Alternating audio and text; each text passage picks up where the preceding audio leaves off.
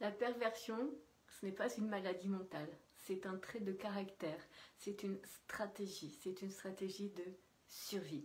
Et quand on l'a subie, eh bien forcément, ça crée ce que l'on appelle une forme d'impuissance apprise, ce sentiment de résignation, ce sentiment de fatalité où on n'ose plus du tout agir. Bonjour à tous et bienvenue dans ce live ici, Béatrice Alibert. Je suis ravie de vous retrouver dans ce tout nouveau live où j'avais à cœur de partager avec vous ce mécanisme de la perversion. Qu'est-ce qui fait que lorsqu'on a affaire à ces traits de personnalité qui sont le narcissique, le perverse et le psychopathe, qu'est-ce qui fait que finalement ces personnes elles ont autant de pouvoir et pourquoi elles font autant de mal? On a l'impression finalement que leur capacité à agir est sans fin et qu'il n'y aura jamais de solution. Dans ce live, on va décortiquer un petit peu eh bien, ce mécanisme d'une manière exhaustive. Il s'agit d'un live. Je ne suis pas là pour condamner ni pour tracer le profil de XY personne que vous pourriez peut-être probablement reconnaître. On est là avant tout pour mettre des mots sur des mots MAUX et trouver comment en sortir. Parce que, bien évidemment, la bonne nouvelle, c'est qu'on sort de cette impuissance apprise que le mécanisme de la perversion tente à nous imposer. On va reprendre une expérience qui a eu lieu dans les années 1960, l'expérience de Seligman, qui avait mis dans une grande cage un chien et il avait partagé l'espace de la cage par un petit filet, tu sais, un petit filet de ping-pong. Et puis, là où le chien était assis, il avait envoyé une décharge électrique. Le chien, ayant ressenti la décharge électrique, boum, eh ben, il a sauté de l'autre côté, forcément, pensant éviter la douleur. Or, arrivé sur l'autre côté, voilà qu'une autre décharge électrique lui est infligée. Le chien, ressentant cette douleur, hop, il ressaute de l'autre côté pour éviter la douleur. Logique. Et arrivant à nouveau sur ce nouveau espace, il reçoit encore une autre décharge électrique. Il ressaute de l'autre côté et il fait ça pendant un bon petit moment. Et au bout d'un moment, le chien s'aperçoit que quel que soit finalement le côté duquel il se trouve, il y a toujours la douleur. Tant et si bien qu'il finit par arrêter, se résigner et il se couche sur cet espace où il reçoit cette décharge électrique. Seligman, dans ces années 1960, a mis en évidence, a montré en fait eh bien, ce que l'on appelle l'impuissance apprise. Cette impuissance apprise, ces grands profils psychologiques l'utilisent et en sont les instigateurs finalement. Qu'ont-ils en commun ce pervers, ce psychopathe et ce narcissique? Qu'ont-ils en commun pour finalement faire aussi peu nombreux autant de dégâts? Est-ce que vous l'avez remarqué ou pas?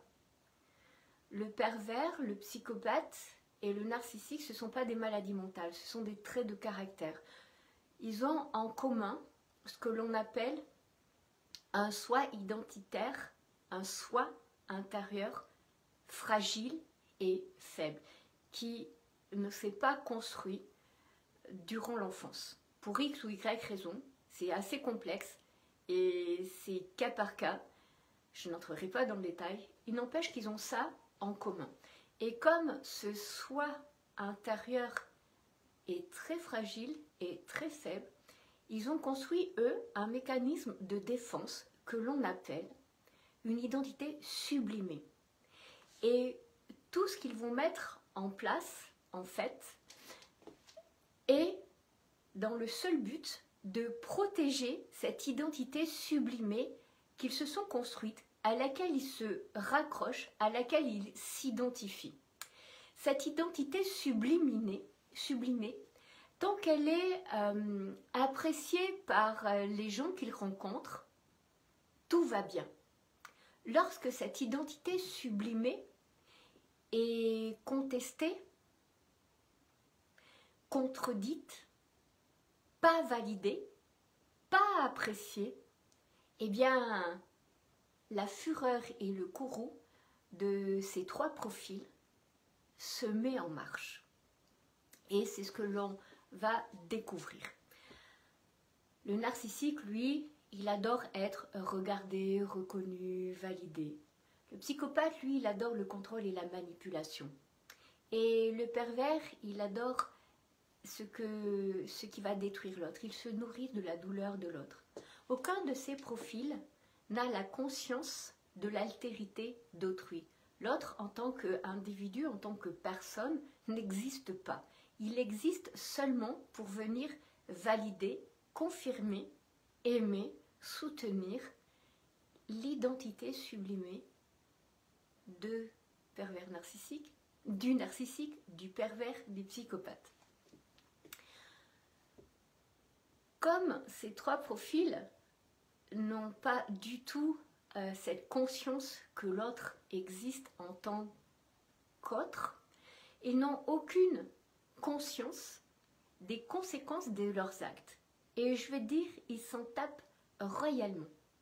Non seulement ils n'ont pas conscience, mais en plus, ils n'ont aucune culpabilité à blesser, à faire mal.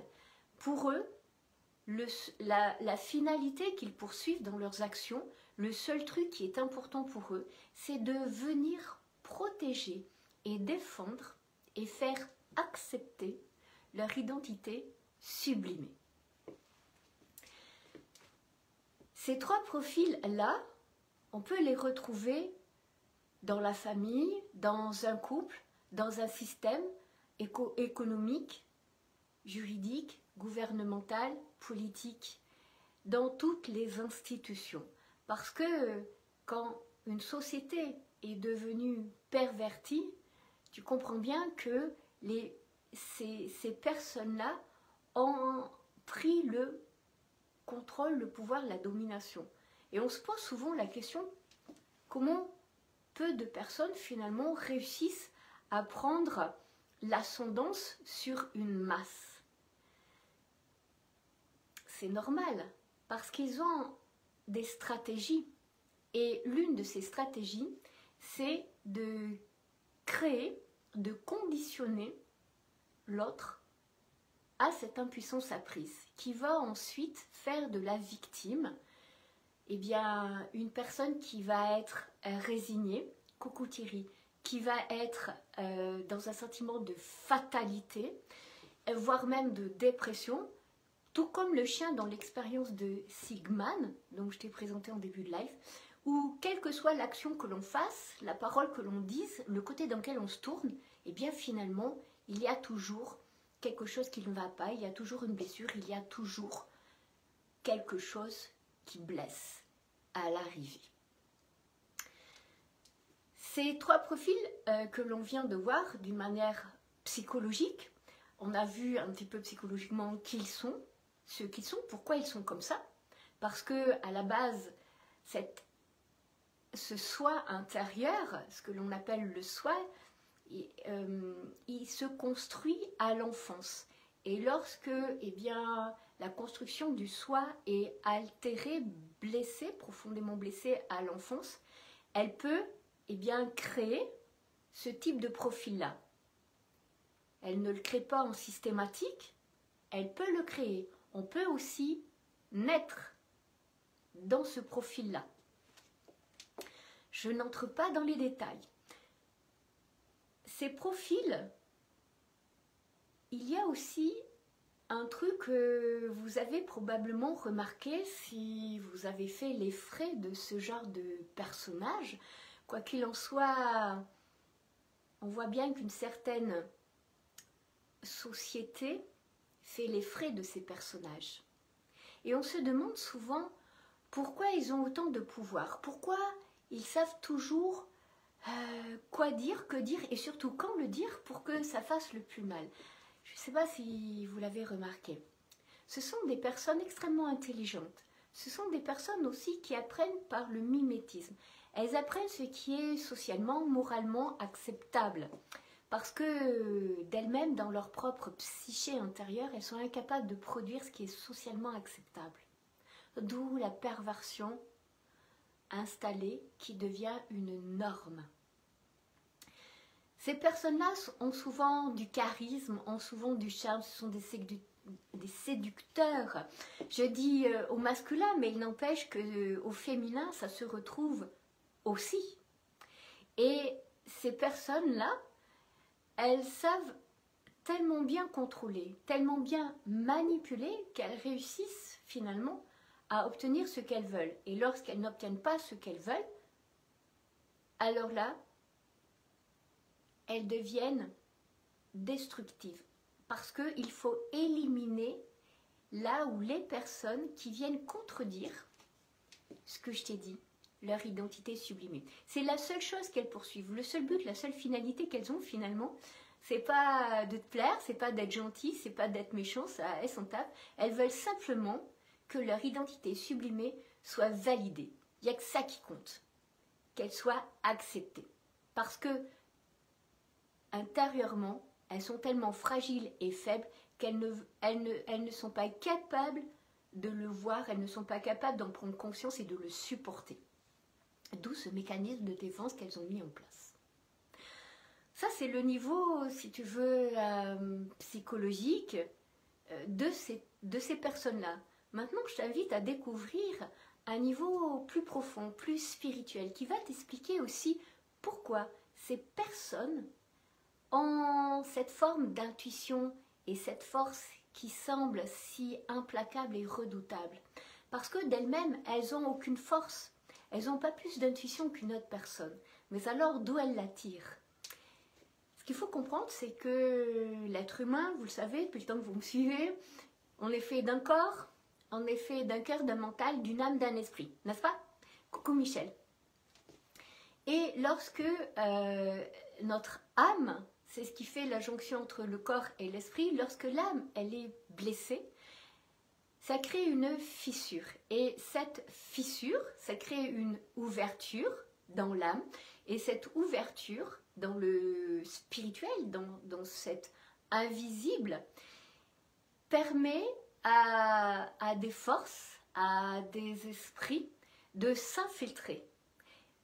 Donc il peut y avoir une emprise, il peut y avoir une forme d'infestation, il peut y avoir cette forme où ces forces vont influencer, vont infester, vont prendre parfois plus de place dans la personne que la personne elle-même. Dans certains milieux spirituels, ce sont aussi des initiations de fracturer l'âme pour pouvoir permettre à certaines forces mauvaises de venir exister à travers la personne. Parce que les forces mauvaises, les esprits mauvais, ont besoin de pouvoir s'infiltrer dans des âmes pour exister à travers des corps et se manifester. Et ces profils-là dont je viens de te parler, les pervers, les narcissiques et les psychopathes, ont cette prédisposition-là et laissent non plus la capacité de lutter contre ces forces qui viennent dans leur âme et les laissent complètement agir à travers eux. Donc ils tirent leur force en fait de ce côté obscur spirituel et ils tirent cette intuition qu'ils ont par ces forces, ces esprits mauvais qui viennent les animer de temps à autre. Alors, parfois, nous pouvons, tout un chacun, être sous des emprises aussi. Ça ne veut pas dire pour autant qu'il y a des traits de perversion ou autre. Cette fracture dans l'âme permet permet à ces forces d'exister. Et ces forces vont venir se nourrir de la vitalité de l'âme et vont venir, comme un parasite, eh bien, détourner la personne, l'âme, la vitalité de l'âme, vont venir l'utiliser pour elle se nourrir et prendre encore plus d'espace. Et au bout d'un moment, finalement, on ne sait plus qui est qui, puisque cette occupation peut devenir quelque chose de permanent. Alors, ces personnes-là n'ont pas du tout conscience de ce qui se passe, sauf dans certains milieux spirituels très particuliers qui font ça d'une manière consciente et voulue pour des buts précis. Donc on vient de voir dans ce live le trait, un petit peu le trait de caractère psychologique, le pourquoi ces personnes sont comme ça, pourquoi elles font autant de mal, comment elles arrivent à faire autant de mal. On vient de le voir sur le plan spirituel, parce que souvent on a tendance à méconnaître et à nier cette existence du spirituel. Or, le spirituel, c'est d'abord ce qui existe en esprit, qui prévaut, et ensuite ça se manifeste dans le réel, dans le concret. Lorsque l'on est victime de ces personnes, parce que nous sommes victimes, nous sommes des proies de ces personnes-là, souvent on croit que c'est comme ça et que ça ne changera rien. Parce que comme le chien, de l'expérience dont je t'ai présentée, on a appris que quoi que l'on fasse, quelle que soit la façon dont on agisse, dont on se tourne, finalement, il n'y a aucune échappatoire. Et on se sent comme impuissant face à cette personne-là, que ce soit un conjoint, une conjointe, un membre de la famille, une personne dans le professionnel ou dans le système, l'institution. On se sent impuissant parce qu'on a appris, ces personnes nous ont créé ce que l'on appelle un conditionnement. La bonne nouvelle, c'est que ce qui a été conditionné peut être déprogrammé et déconditionné. Donc, si d'aventure, il t'est arrivé de croiser le chemin d'une ou plusieurs de ces personnes, ou si tu t'aperçois que socialement, il se pourrait que cette résignation dans laquelle tu te trouves, eh bien, elle pourrait peut-être venir de ce que je viens d'expliquer dans ce live. Et la meilleure des solutions pour sortir de cette programmation, parce que c'est juste une programmation, c'est juste quelque chose qui a été appris. Donc comme ça a été appris, on peut le désapprendre. On peut tout désapprendre dans la vie. Le premier truc à faire, eh bien, c'est de reconnaître soi-même que l'on a été manipulé, que l'on a été perverti, que l'on a fait les frais de ce genre de dynamique qui a tenté de nous faire croire qu'il n'y avait plus rien à faire, qu'on devait douter de soi, qu'on était impuissant. Le reconnaître. Souvent, on ne veut pas reconnaître qu'on a été victime de manipulation, victime de contrôle, de pression. On ne veut pas. Parce qu'on ne veut pas reconnaître qu'on a pu à ce point être couillon. On croit qu'on est couillon. On croit que c'est notre faute. Et on ne veut pas le voir, on ne veut pas le reconnaître. Alors, nous, on a de la force à l'intérieur de nous. Sinon, ces personnes ne nous auraient jamais attaqués.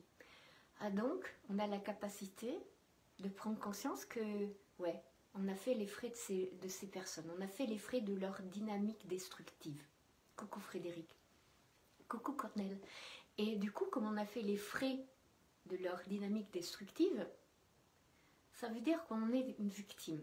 Et en tant que victime, on a toujours la capacité de se relever. Donc on le reconnaît, c'est très important. Pour le reconnaître, pour pouvoir en sortir, tant qu'on ne le reconnaît pas, qu'on veut le fuir, le nier, eh bien on ne risque pas d'en sortir et de déprogrammer cette impuissance apprise. Une fois qu'on le reconnaît, c'est de poser des mots dessus. Peut-être soit avec soi, dans un premier temps, de l'écrire, de le verbaliser. Dans un deuxième temps, c'est de se reconnecter avec son corps. Se reconnecter avec son corps en bougeant, en respirant, en prenant conscience que on existe en premier lieu, bien avant de rencontrer ce personnage, bien avant d'être conditionné à cette impuissance apprise. Ton corps, il existait déjà, tu l'avais déjà avec toi. Il y avait déjà plein de belles choses qui avaient été vécues. C'est de reprendre contact avec cette réalité toute corporelle, toute basique et en même temps tellement simple qu'elle en est accessible et ultra puissante. Une fois que tu as fait ça, le troisième point, c'est de rencontrer d'autres personnes. C'est d'en parler avec d'autres personnes. Quand je dis d'en parler avec d'autres personnes, c'est pas que aller en parler avec les amis, pas que avec les membres de la famille, pas que avec les collègues, parce que parfois, toutes les oreilles ne sont pas prêtes à entendre ce que toi tu as à dire.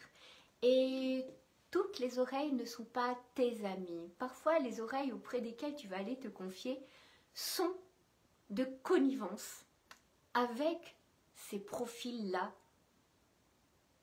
destructeurs, pervers, psychopathes, narcissiques. C'est d'aller en parler avec une personne qui va avoir la compétence, d'entendre, d'écouter ce que tu as à dire sans porter un jugement sur ce que tu as à dire, et surtout de t'aider à désapprendre cette impuissance apprise. Parce que je t'assure que cette impuissance apprise, elle se déprogramme, elle se désapprend. Sauf que quand on est échaudé, qu'on est victime et qu'on a un peu d'amour-propre, on ne veut pas le faire savoir.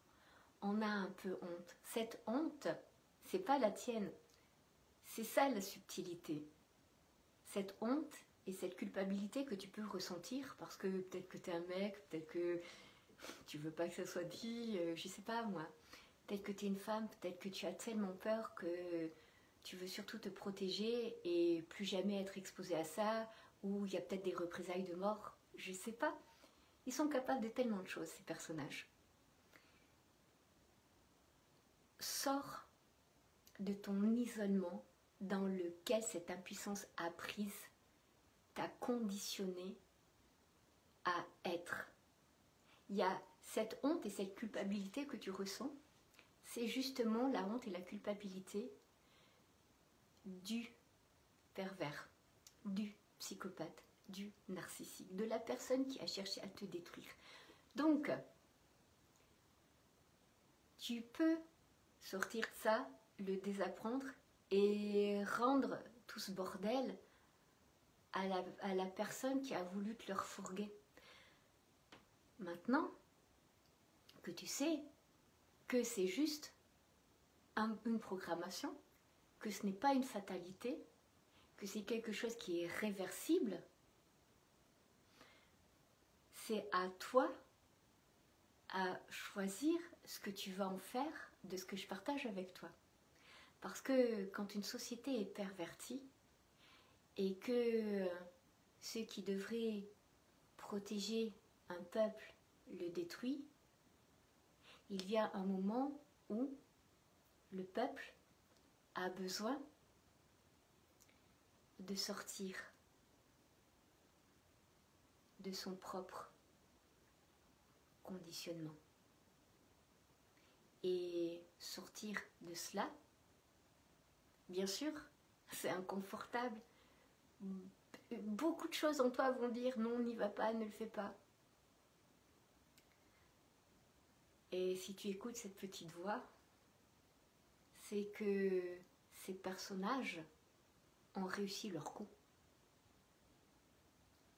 Donc il est temps de retrouver qui tu étais avant cette impuissance apprise. peut-être que tu es né dans ce genre de système et que tu ne sais pas à quoi ça ressemble d'être sans cette impuissance apprise. Et bien ça tombe bien, c'est un excellent objectif, c'est un excellent but à aller chercher pour toi. Et tu verras, une fois que tu seras sorti de tout ça, tu auras retrouvé ta joie, ta paix, ta capacité d'agir et de maîtriser le reste de ta vie. Voilà, donc j'ai rien d'autre à vous dire. Dites-moi un peu dans les commentaires comment ça résonne pour vous. Il y a tellement de choses que l'on est en train de vivre et de traverser. Quand il y a des solutions, ben c'est bien aussi de les faire passer. Donc voilà. Je vous souhaite à tous de passer une très belle fin de journée. Je vous dis à très vite. Bye tout le monde!